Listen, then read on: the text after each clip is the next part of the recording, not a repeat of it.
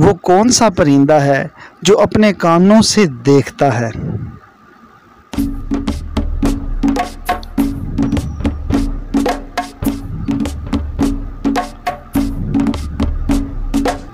जी हाँ, वो है, आपके सामने आ चुका है, चमगादड़।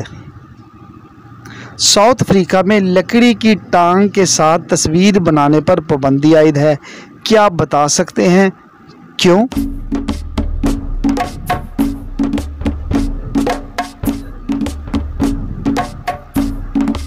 जी हाँ, क्योंकि लकड़ी की टांग के साथ तस्वीर नहीं बनाई जा सकती।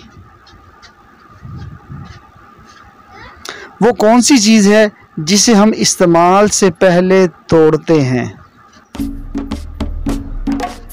2 3 जी हाँ, अंडा। जवाब आपका दुरुस्त है, आपने सही फरमाया। वो कौन सा जानदार है जो अंडे और दूध दोनों देता है? पता नहीं आपके दिमाग में क्या चल रहा होगा। सवाल 2 आसान, लेकिन अब आप क्या जवाब देंगे? जी हाँ, वो है दुकानदार। दुकानदार अंडे भी देता है और दूध भी देता है। वो कौन सा बैंक है जहाँ पैसे नहीं मिलते? बड़ा आसान। 0 1 2